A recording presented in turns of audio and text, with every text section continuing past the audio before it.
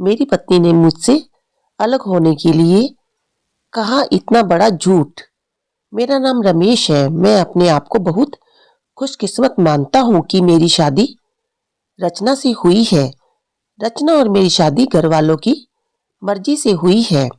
रचना बहुत सुंदर है। शुरुआत में मुझे लगा था कि वो मुझसे शादी को हाँ नहीं कहेगी, लेकिन जब मैं उसे देखने गया तब उसके स्वभाव का पता चला। बहुत अच्छा उनका परिवार था। रचना जब शादी करके मेरी जिंदगी में आई तब से मेरी जिंदगी बदल गई। सभी मुझे कहते थे कि मैं बहुत खुशकिस्मत हूँ।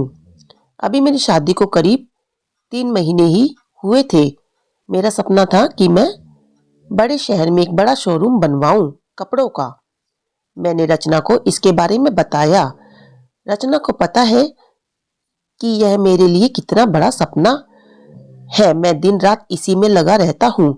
बड़ी मुश्किल से मुझे एक जगह मिली, लेकिन पैसे बहुत ज्यादा थे, इसलिए मैंने अपने गांव की जमीन बेचने का फैसला किया था। जमीन में मेरे पिता के दूसरे भाइयों का भी हिस्सा था। इसी काम के लिए मुझे कुछ दिनों तक गांव में जाना पड़ रहा था। मैंने रचना को चलने को कहा, क्योंकि पता नहीं कितना समय वहां लग जाता, लेकिन उसने कहा कि वो अपने मायके चली जाएगी। मैंने भी सोचा कि ठीक है। रचना अपने मायके चली गई। मैं अपने गांव चला गया। रचना से मैं फोन पर बात किया करता था। जमीन के कागज और सारी बातों में काफी समय लग रहा था। इस दौरान मेरी पत्नी से मेरी बात होती रहती थी। मैंने एक शाम उसे फोन किया तो वो कुछ बदली बदली थी। वो ज्यादा बोल नहीं रही थी। मैंने पूछा, क्या हुआ, तुम ठीक हो? वो बोली कि मुझे आपको कुछ बात बतानी है। मैंने कहा कि बताओ, क्या बोलना चाहती हो? वो थोड़ी चुप रही और फिर बोली कि नहीं, अभी नहीं, मैं आपको मिलकर ही बताऊंगी। मैंने भी कहा ठीक है, लेकिन मुझे नहीं पता था कि मेरी जिंदगी में इतनी बड़ी बात होने वाली है। अगले दिन दोपहर में मैंने जब रचना को फोन किया तो उसने फोन नहीं उठाया। मैंने भी सोचा कि कुछ काम होगा, इसलिए मैंने उस पर ज्यादा ध्यान नहीं दिया।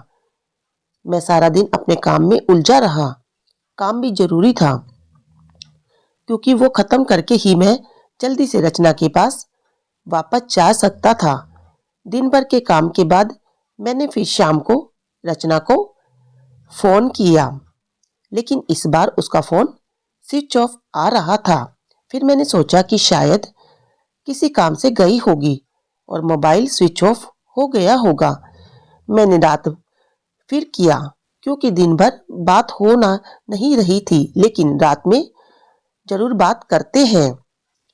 लेकिन रात में भी उसका फोन स्विच ऑफ था। अब मुझे थोड़ी फिक्र हुई, लेकिन फिर मैंने सोचा कि उसके घर ही है, अगर कुछ बात होगी तो मुझे फोन आ ही जाता।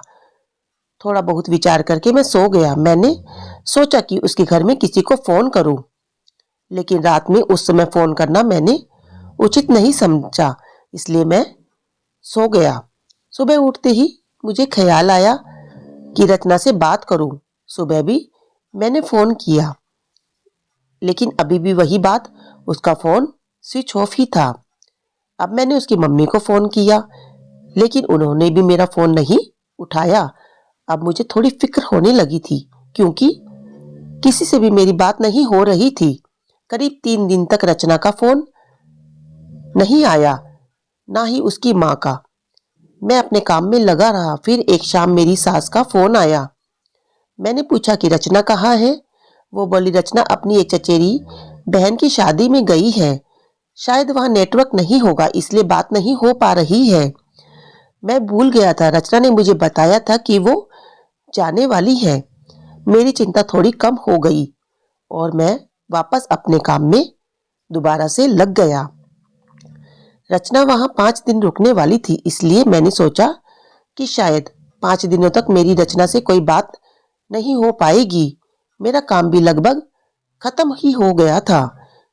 मेरे हाथ में पैसे 2 से 4 दिन में आने ही वाले थे। जैसे ही मेरे हाथ में पैसे आए, मैं वहां से निकल गया। वहां से निकलने के बाद मैं सीधा अपनी पत्नी के घर ही गया उसे लेने के लिए। जैसे ही मैं वहां पहुंचा, मुझे देखकर मेरी सास खुश होने की बजाय डरी हुई दिखाई दी।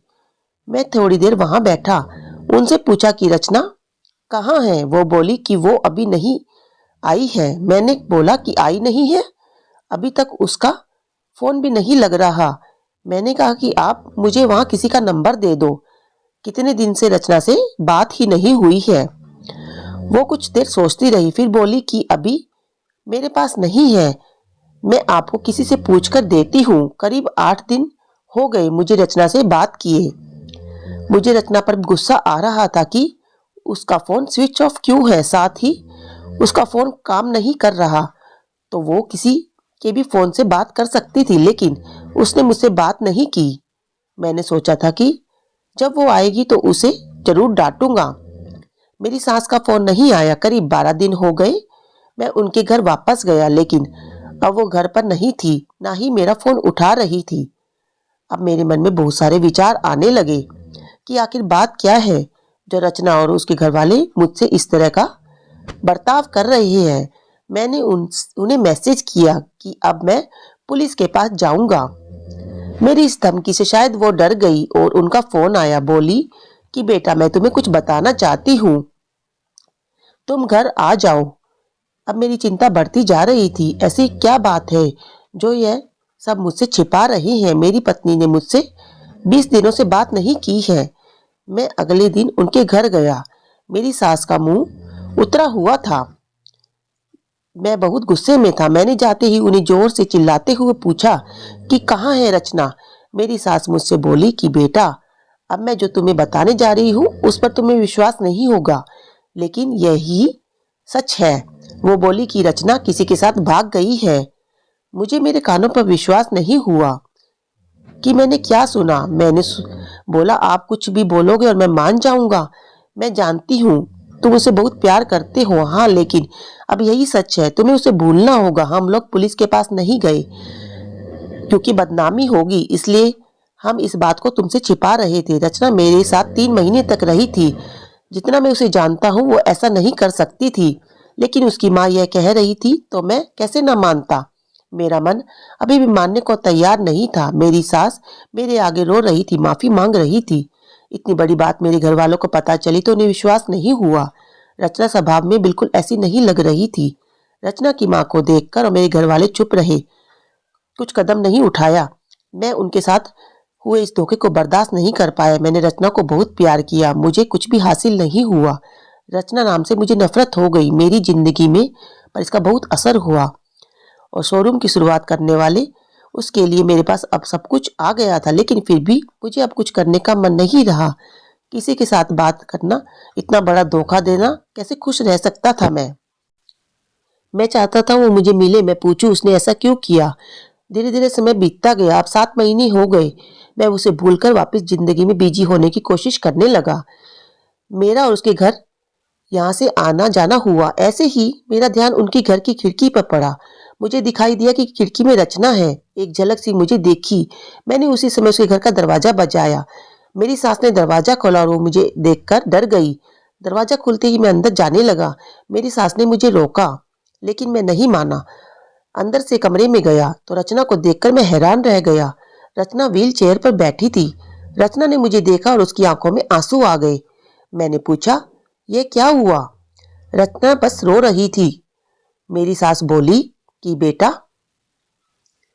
रचना जब शादी में गई थी तब उसका एक्सीडेंट हो गया था और उसे ऐसी जगह चोट आई जिसके कारण अब वो चल नहीं सकती है। एक्सीडेंट के समय भी बेहोशी में यह कह रही थी, तुम्हें ना बताए, कह रही थी वो बड़े काम के लिए गए हैं। डॉक्टर ने जब बताया कि हो क्या हो सकता है, रचना जब चल ना सके और इलाज पर बहुत ज्यादा पैसा लगेगा, तब भी मैंने कहा कि दामाद जी को बता देते हैं, लेकिन रचना ने कहा कि मैं उनकी जिंदगी खराब नहीं कर सकती। उनका सपना है शोरूम खोलने का। उनकी जिंदगी में जाऊंगी तो उन पर बोझ ही बनूंगी। इसलिए रचना ने यह झूठ तुम्हें कहने को कहा ताकि तुम उसे भुलाकर, बुरा भला कहकर भूल जाओ और उससे नफरत करो। मेरी पत्नी मुझसे इतना प्यार करती थी। मैंने उससे कहा कि रचना, अगर मेरे साथ ऐसा कुछ हो जाता तो क्या तुम मुझे छोड़ देती? रचना ने रोते हुए कहा कि ऐसा मत बोलो। रचना ने कहा कि मैं आपकी दोषी हूँ। एक्सीडेंट में हमारा बच्चा जो गर्भ में था मेरे, वो भी नहीं बचा। आप मुझे भूल जाए, दूसरी शादी कर लीजिए। मैं आप पर बोझ नहीं बनकर रहना चाहती हूँ। रचना की आंखों में आंसू नहीं रुक रहे थे। कितने दिनों से रचना ने इन आंसुओं को रोक के रखा हुआ था। मैंने रचना को बीते कुछ महीनों में ना जाने क्या कुछ नहीं कहा, लेकिन अब वह रचना को एक पल भी अपने दूर से दूर नहीं रखना चाहता था। मैंने रचना की एक बात नहीं सुनी। मैं रचना को अपने साथ ले आया। अब कोशिश यही है कि वो फिर से चल सके। मैंने मेरा शोरूम बेच दिया और अच्छे से अच्छे अस्पताल में रचना को दिखाया है। उम्मीद की किरण दिखाई दे रही है। बस मैं यही चाहता हूँ कि वो फिर से अपने पैरों पर खड़ी हो जाए।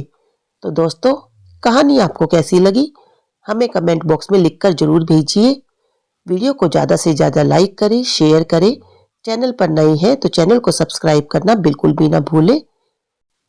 मेरी कहानी देखने के लिए आपका दिल से धन्यवाद। आपका दिन शुभ हो।